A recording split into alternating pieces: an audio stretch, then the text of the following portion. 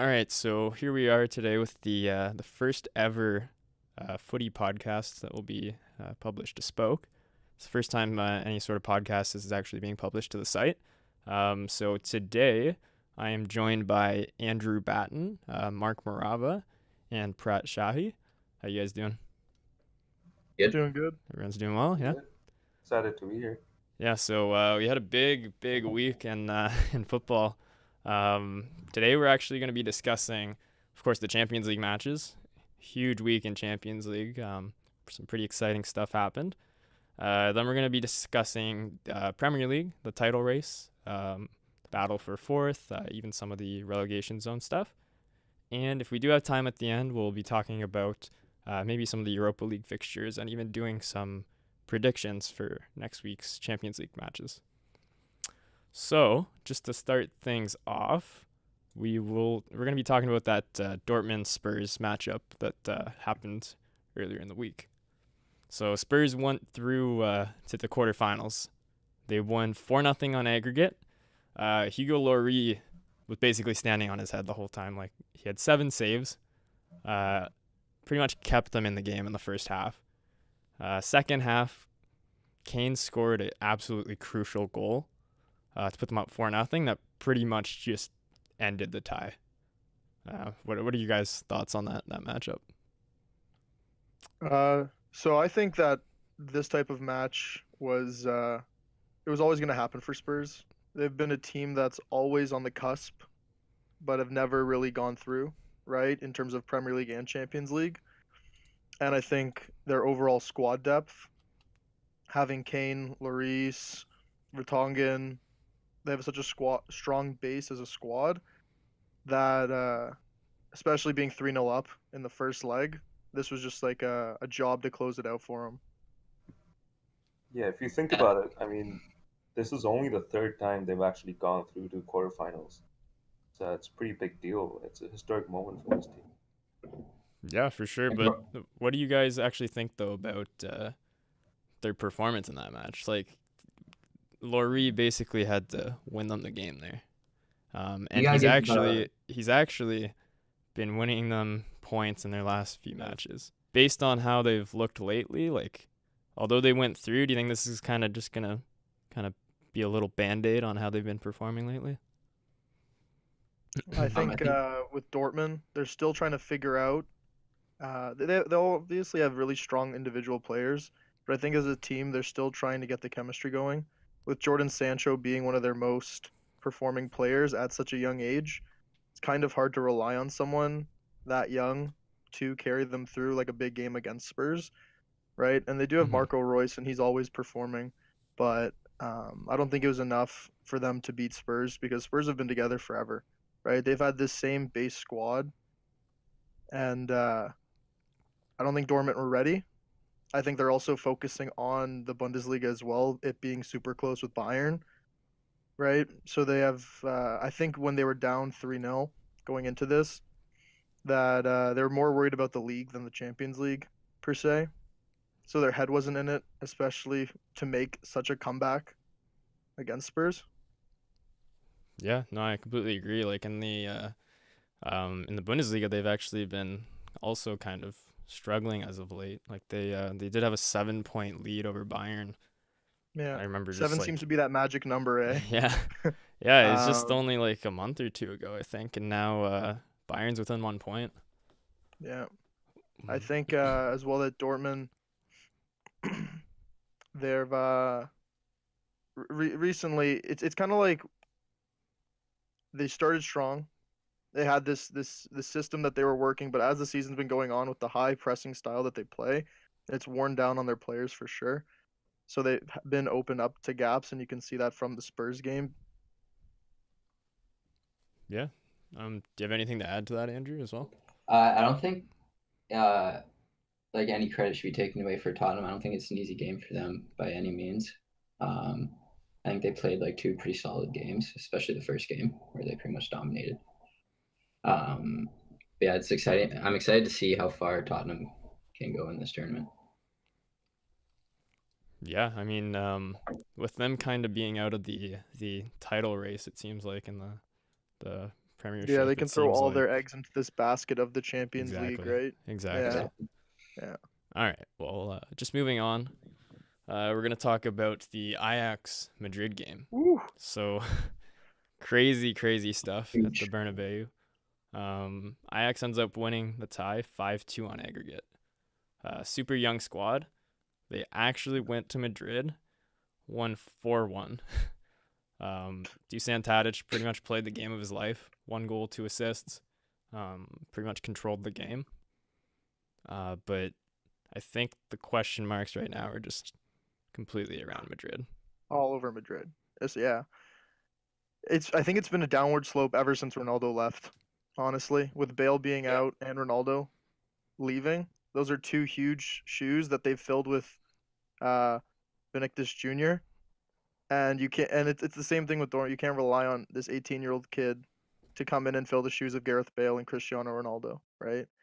As well as their arrogance, I would say, took a huge part in this, with Ramos taking the yellow card, saying that they're going to make it through to the quarterfinals. Ajax ended up showing up with their game, and Madrid weren't there. Madrid are all over the place right now. Yeah, I mean Ajax just showed up. You're right. Do you guys think that this might just be the end of Solari now, or do you think I he's think, still got a especially with a chance? big club like Madrid, they're going to. There were rumors that Madrid are going to pursue Klopp. That's not going to happen, but they're going to do everything that they can to pursue a manager that's going to bring back what Zidane did, right? I don't think that's going to happen. I think it's going to take time for them to rebuild, right? Yeah, I think it's ridiculous to consider Mourinho as coming back. yeah. It's been Right. rumored as well that Decision. Mourinho is coming I, back. I don't think Mourinho would further develop what they're already doing, to be fair. Not at all.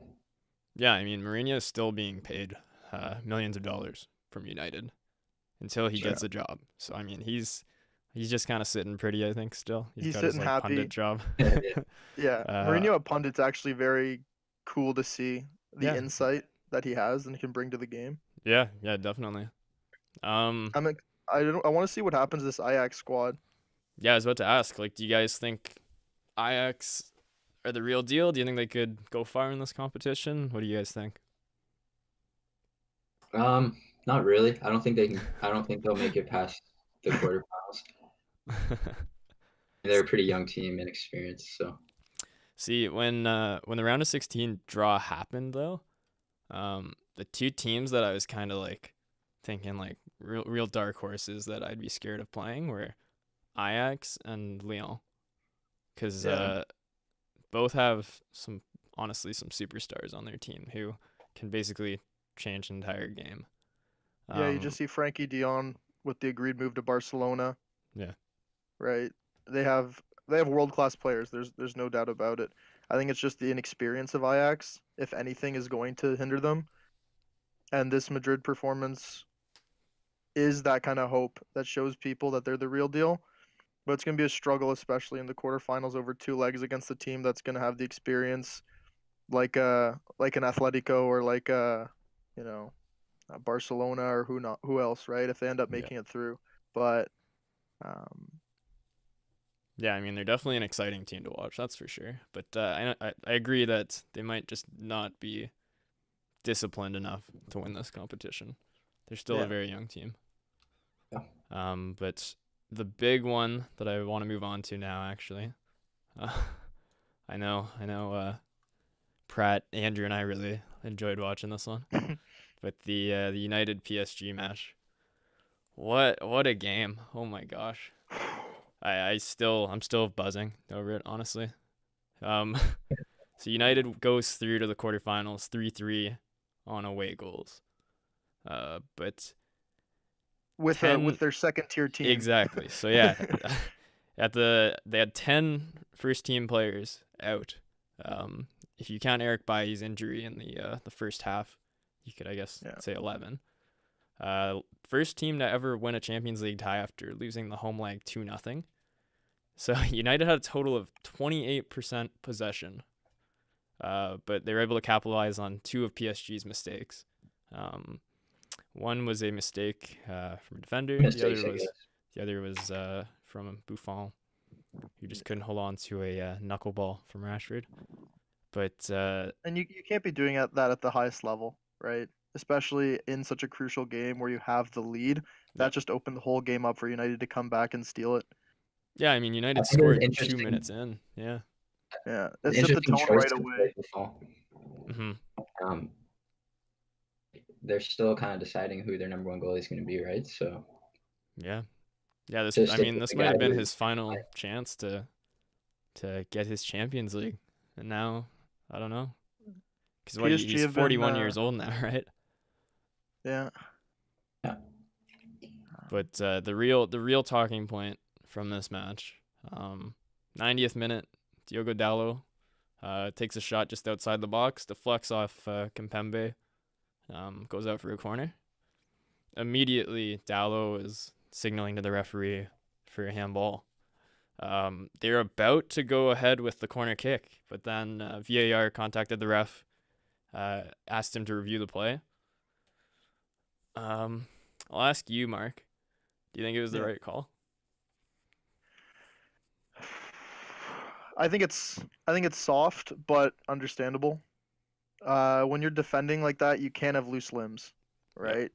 You know, it's simple as that. When you're defending a shot, especially when you're in the penalty box, you can't have your elbow sticking out, you can't have your arm out. And I think overall it was the right call. Even if the shot was going way over the bar, uh, you can't have a loose limb like that, and it's a 50-50, right? You know, I've seen calls gone the other way, but with VAR, I think it's going to be huge for football. More times than not, it's going to make the right call. I think it's a little soft, but it's a handball nonetheless, right? It, Yep. it deflected off his arm. His hand was loose. He could have had it in closer, right? But fair play to United on that. Yeah, heartbreaking for PSG fans, but you're right. Another I bottle completely job agree. from PSG. Pratt, do you have anything to add to that? We think it was a penalty. Oh man, Tough. It's a tough call. that's Tough loss for that was a PSG. tough call. That was a tough call. But I do believe VAR didn't really help in that situation. I guess. So if you look at the ref's decision initially, I think he was interviewed after the game and he was heard saying that like he didn't think that was a penalty, and I think most of the people thought it was a penalty. Not really sure what the VAR saw at that point. I didn't think it was a penalty. Thought it was just a innocent mistake. I would say a rookie mistake, but yeah. See, with his, I feel like it's just experience. Kimpembe, he's still a young player. Mhm. I mean, most experienced defenders will not go in for a challenge or a block with their arms outwards like that. Yeah, I don't So think it's I still intentional do. whatsoever. No, of course not. Yeah. But I Yeah. still agree with the call. Um, super harsh way for PSG to go out, but experienced defenders will not go in without their arms being behind their back. And We were PSG told- shouldn't even have been in that position in the first place. They did it to Exactly. themselves. Exactly. You know, like they did they it to let themselves. United back into this tie, and they paid for it. Yeah.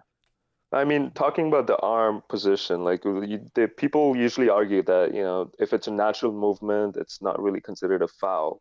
Do you think he could have kept his arm closed, or do you think it was not a natural movement and he did that on purpose and it was actually a mistake? It's definitely a tough one because I just think his arm was too far away from his body to make it kind of a natural position. And when you do see him turn his back, I mean, you do see him still look towards the ball, and I think that is why the ref awarded the penalty. And UEFA just announced yesterday or today, I think, they came out and basically said that that was the reasoning, and that the ball didn't travel a short enough distance to make it a play where like they think that he had enough time to know what he was doing, basically. Yeah. Like I think bottom line is that like he made his body bigger by having his arm away from his body, so even if the ball was going whatever, like PSG's coach said, it was going 50 meters above the bar, so it shouldn't have been called a penalty. even so, like he's changing the trajectory of the ball by making his body bigger with his arms. So Yeah. All right. Well, we are going to have to move on. We could talk about that match all day, of course, but we're going to move on just real quick. I'm going to skim over the Porto Roma match. Both teams won in regulation 2-1 at home. But Porto ends up winning 4-3 after extra time. Dzeko missed like 2 or 3 sitters that could have sent Roma to the quarters. But again, this match was decided by VAR. Porto was awarded a penalty in the 117th minute, which they converted, and they go on to win the match. And then today, I believe it was yesterday morning, the Eusebio Di Francesco was actually sacked by Roma. You guys think that's harsh? They've now brought in Claudio Ranieri. But Roma is currently in 5th place in Serie A. They're 3 points off Inter for the 4th and final Champions League spot. What do you guys think about Ranieri coming in at this point in the season? I think it's kind of strange being this far into the season sacking your manager that's gotten you 3 points away from the Champions League spot, and bringing in Ranieri coming from Fulham. There's a lot of question marks. He knows Italy well, so it might be kind of a coming home for him, but it's a very questionable move this late in the season, I think. Yeah, I completely agree. I agree. Yeah. Yeah, We all I would know say they Ranieri's weren't doing TV. terrible. Yeah, they definitely weren't doing terrible. I mean, considering what Di Francesco had to work with, like, I mean, I'd say he was doing an all right job, but they're not looking for all right, I guess. It was like a Chelsea manager sack. Yeah. just I mean, just ship him. when you had a club like Chelsea, such a huge exposure of the club, you kind of have to like meet some requirements, right? But club like Roma, I'm not really sure if people expect them to go through and win a trophy every season. Yeah, I think after their display against Barca last year, where they of course beat them 3-0 in the Champions League, they ended up Yeah, they ended up beating Barca 3-0. That was kind of Di Francesco's biggest match in charge, and I think it kind of put even more pressure on him, to be honest. I think that ultimately was like his downfall. All the fans just loved him for that. They were like, "Oh wow, we beat Barca," which no one expected them to do. But ever since then, they have not really had any sort of success similar to that. But anyways, we are gonna move forward to the Premier League because we still have quite a bit to talk about, and I am gonna first start off with the title race. So, we do have a Liverpool fan on the podcast, being Mark. Yeah. So, Liverpool, they have 4 draws in their last 6 games, and City now has taken a 1-point lead. What do you think's going wrong, Mark? There's a few things going on. First being our midfield, right? When you have a midfield of Henderson, Milner, Wijnaldum, there's a lot of workhorses, but there's not a lot of creativity coming through. And for some reason, Klopp hasn't been playing Keita as much as I personally think he should be, especially after his recent form, where Keita started to shine against the West Ham game. He was basically the only player on the pitch doing anything to create chances to win the game, as well as a few really questionable substitutes from Klopp, bringing Lallana in instead of Shaqiri against Everton, right? Mm-hmm. And it's going to be tough for Liverpool. It always was. You're going against Man City, the team that has 100 points in the Premier League, right? Like the best team that's ever played in the Prem. But I think for Liverpool being the underdogs in this season, I think, because no one thought they were going to keep up with Man City this close, neck and neck. I think maybe being a point behind might go in their favor, right? To give them that extra little drive to chase that first spot, because they're not used to being the first place team holding dominance, right? Yeah. Now Especially it's last year in the Champions League, that crazy run that we had.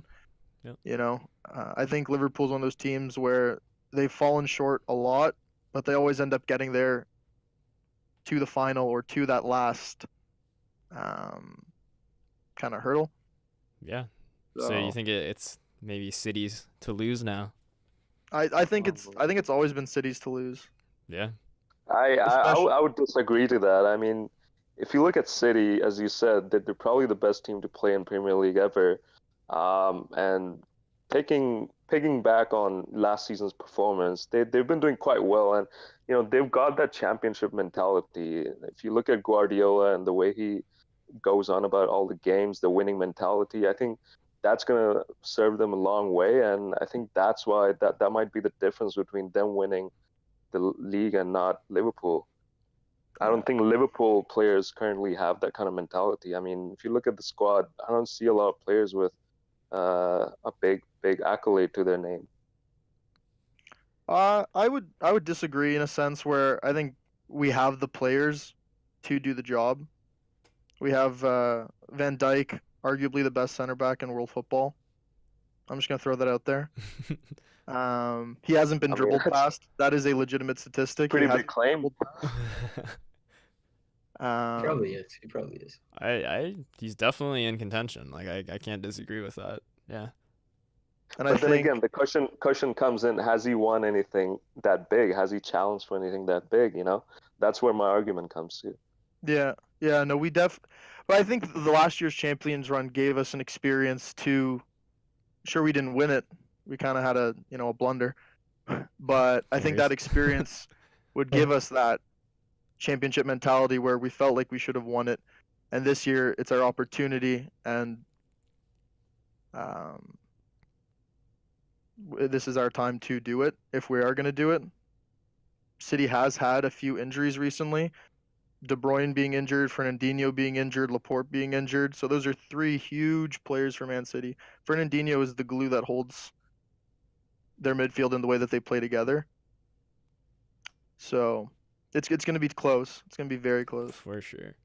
All right. Well, Yeah, I agree. moving on. Don't want to spend too much time on this topic, but kind of mentioned it a bit earlier. But Spurs have been struggling in the league, so they've been in third place for a very, very long time.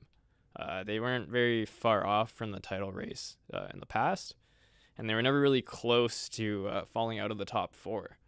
But now United is actually only 3 points away from them. Do you think the tough schedule is kind of getting to them, or are there bigger issues here? I'll go to you, Pratt, for this one. I think they definitely have the players. Players have been proving their form and quality over and over in the past couple of seasons. If you look at their history, especially Harry Kane, arguably one of the top forwards in the world right now, if not the top.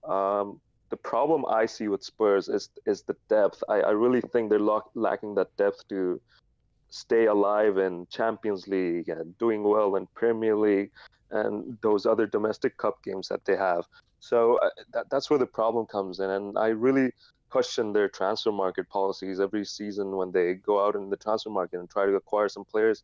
I mean, if you look at the history, they've been actually losing a lot of good players. Surprisingly, they're still doing well, but maybe that's the edge that they need. They need to retain the good players that they have, maybe even buy a couple players to fill in that depth gap that they have right now.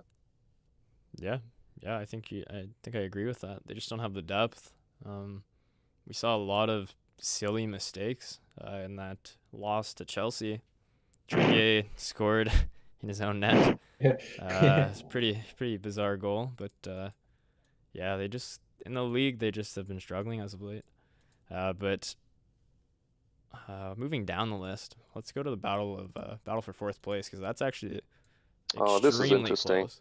So Yeah. United, Arsenal, Chelsea, they're all separated right now by 2 points in that exact order.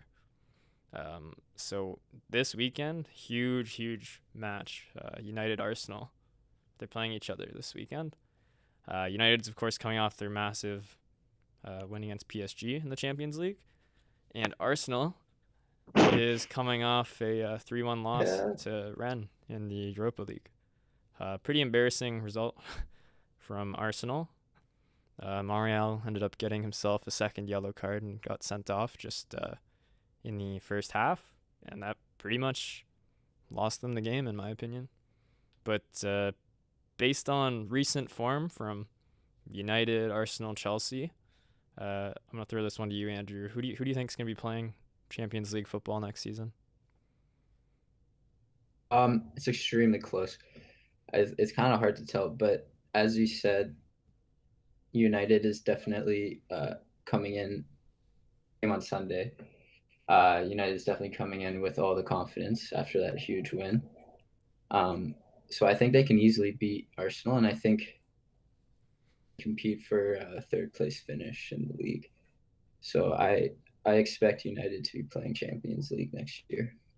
You think they're gonna take that fourth and final spot? Yeah, they did. I They mean, did even get. who doesn't wanna see that fairy tale happen? You know, Yeah, I mean it's, it'd be be incredible. quite the story. Solskjaer comes in. Yeah. I think what he's done with the squad and the players that he's had available to him has been one of the craziest things in the Premier It's League. been incredible. The That way gives that me United goosebumps, man. organize themselves and the way that they are playing players out of position and just working as a unit is what's going to carry them to that fourth spot. Yeah, They just got the right attitude going into it right now. And if they had been playing like this since the beginning of the season, it like there wouldn't even be a question, I don't think. yeah, and I think they just got a huge boost from the injury report today. Matic, Herrera, Martial, Lingard, all available for their match Yeah. against Arsenal this weekend. That's pretty huge because without Matic, Herrera, that's pretty much your two main central midfielders. Yeah, So- relying on McTominay is not what you want to be. I think he's done a good job. He's still Yeah. young. He's still pretty young. I mean, he's only 22 years old or something, but he's done a good job for sure. But yeah, that having the experience of Matic, Herrera, I think it's really gonna help having those two back. Plus, of course, Pogba What do you will be think able to play. about what do you think about Martial coming back and possibly Pereira losing his position? Because I think he's shining. He's growing pretty fast, and I would love to see him play more with his I would current love to form. see him play more as well. But in such a crucial match, I still think I would have to hand it to Martial. Pereira, he's had some great moments, but I still think he kind of lacks the experience and consistency. Like I'd like to give him that experience against maybe some opponents who aren't Like a Cardiff or exactly, like a yeah. Southampton or like a, yeah. Like putting him in a crucial match Yeah. against Arsenal. Like I do think he has done great lately. He's basically the reason United was able to come back against Southampton with that insane strike. That pretty much turned the game Beautiful. around. But I think I'd still have to give it to Martial. I think this weekend is definitely going to decide the fourth place spot because even Chelsea are on a little rise right now. Yeah. They had a crazy going with Kepa and Sarri, but Yeah, it that looks was like they've ridiculous. That was an kind of pushed the interesting one. past behind them. Yeah. But they beat Tottenham. They came back. They got more points against Fulham. They're on the up after their Europa League win, so they're kind of riding a little momentum wave right now. And Wolves is a good team, so it's going to be a real test on Chelsea to see if they are back to, potentially challenging to be in the top four. Yeah, because they did have a little confidence booster against Dinamo Kiev earlier in the week. I was quite 3-0. surprised that Sarri actually changed his tactics a little bit. You know, he was notoriously infamous for not changing his tactics, keeping the same formation, the same squad throughout the games. But I was actually surprised. Past couple games, he's been experimenting a little bit. Yeah, I agree. I mean, his two second half substitutions, Hudson Odoi, Loftus Creek, Yeah. came off the bench, played extremely well. Loftus Creek ends up setting up Hudson Odoi for their third and final goal. And, Chelsea's youth is going to play a huge role for them. well, Absolutely, they just they need the have to at chance. this point. They need the chance. Yeah, Sarri has to give it to them. I mean, with their transfer ban, they're gonna have to step up. I wanted to talk about the relegation zone. We're not going to go too far in depth. I'll just quickly kind of go through what's going on. We're not going to really have time to comment on it, but Fulham, Huddersfield pretty much have sealed their fate now. Fulham lost to Chelsea last weekend, and that's pretty much the end of them. Southampton, though, they're only 2 points clear of Cardiff. So Cardiff still technically does have a chance, but with the way that the Saints have been playing lately, I think I don't see Cardiff really coming through. But anyways, moving on. Let's get to some Champions League predictions because there's still a big week ahead of us. All the second legs for the remaining 4 matches. We have Juve, Atletico, Madrid. So Atletico leads 2-0 currently. They're playing in Torino though. First leg was super close, but Juve ended up just kind of falling apart in the last 10 minutes. They conceded 2 goals in 5 minutes, which started at the 78th minute. And now they're going to have a hard time at home because if they concede an away goal, I think it could be over for them, to be honest, similar to what we saw with Dortmund. So I'll just get some predictions. We'll start with you, Andrew, first. Atletico currently leads 2-0. Do you think Juve can come back? It is being played in Turin. Yeah. You think they can? Ronaldo, so they definitely can come back. They're also facing the biggest defense in Europe, I would say. I think Atletico is a team where they've had so much experience in this, as well as, like you said, their defense. They have Griezmann up top with Diego Costa. Mm-hmm. I think Atletico is going to be able to hold on to this 2-0, if not make it larger. Yeah. So you think Atletico is going to hold on? Pratt, do you think Juve can do it? I know you said that they're against one of the toughest defenses, and that's exactly why I would give it to Atletico. I'm honestly leaning more towards Atletico as well, just because, I mean, they just seem more disciplined right now. And if they manage to get an away goal, it's for sure over, because Juve was held scoreless in Madrid. But moving on to the next match, we have Man City and Schalke. That was a crazy first game. It really was, yeah. I mean, Schalke went up 2-1 right before halftime, and I was loving it. I was loving it. Yeah. And they ended up fighting back. Sane scored another crazy free kick, like I feel like he does every week. And then Sterling ends up winning them the game in the 90th minute. So they now are going back to Manchester with 3 away goals. But I'm surprised Schalke even scored 2. Who do you guys think is going to win this tie? I think Pep's going to be furious after the first game, especially against a team like Schalke. Yeah. No disrespect to Schalke. They're 14th right now in the Bundesliga. 14th. Yeah, they're just on different levels, right? In a performance like that, Pep's not going to have it. I think they're going to come back and they're going to have a very solid performance against Schalke and just bring it home. Yeah, I agree. What do you guys think, Andrew and Pratt? Yeah, like I can't see Man City not going through, but the way this tournament's been going lately, you never know. So that's true. I think they could make things surprise us. interesting. Yeah. You know, yeah. I think it'll be a good game. I'm gonna go on a limb here and actually say Man City's gonna sweep the next leg. I see a 4-0 or 5-0 coming. As Mark mentioned, like Pep is gonna be furious, and when he's furious, you know, that's what his team delivers. One of those 4-0 or 5-0 games. Aguero with a hat trick, maybe. We'll see. Yeah, they disbanded Chelsea 6-0, so. Yeah, I mean, City's gonna be missing Otamendi. He got 2 yellows in the first leg, but I don't see them actually having a problem. Like, I'd maybe like to see Schalke make it interesting as a United fan, but I don't see it happening. So moving on, this is one that I'm really interested in actually.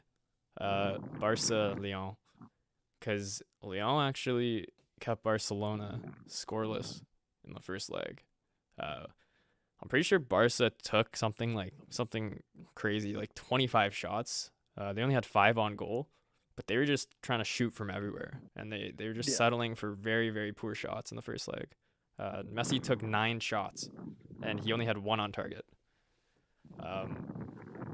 What do you guys think about this? Like, if Lyon scores an away goal, that could be huge. That could be absolutely huge. I mean, you have to keep in mind that this game is in at home for Barcelona. This is Oh, of Camp course. Nou. We're talking, right? We've seen teams being turned over completely when they come to Camp Nou. I honestly see this going Barcelona's way, not just because I'm a huge fan, but um, they might sweep this one. It's because it's Camp Nou. Yeah, yeah. I mean that playing at Camp Nou, we've seen them do some absurd things, like against PSG I a few think years I ago. think Leon definitely has the players to perform another upset, but it's Barcelona. I think Messi in particular is going to be trying to win this Champions League more than anything else, especially after how it happened last year against Roma. Yep.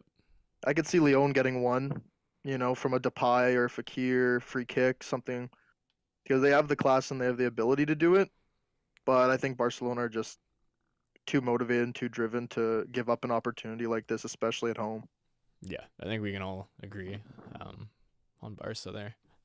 So going forward, just the last matchup is actually Liverpool and Bayern. So they had a pretty close first leg, I would say, but Liverpool definitely had the better chances. They didn't even allow Bayern to get a single shot on goal. So I mean, they're going back. They're playing in Munich. Away goals again could be crucial here. But predictions, what do you guys think? As a Liverpool supporter, I honestly think Liverpool are gonna win it unbiasedly though. Just because when we first played against Bayern, we had a makeshift defense where we threw Fabinho at center back with Matip. We didn't have Virgil in the first leg, and I think having the strength of Van Dijk at center back with Fabinho as a defensive mid, with Keita and his experience against Bayern in the past, playing them for years, I think we're going to go there, especially with the away goals, what they're going to carry, and I think we're going to pull it through. It's going to be a tough game because Bayern is a juggernaut, right? But I think if we performed that well against them with a makeshift defense, I think once we have it stabilized, Liverpool's gonna win. What do you guys think? Pratt, we'll go to you next.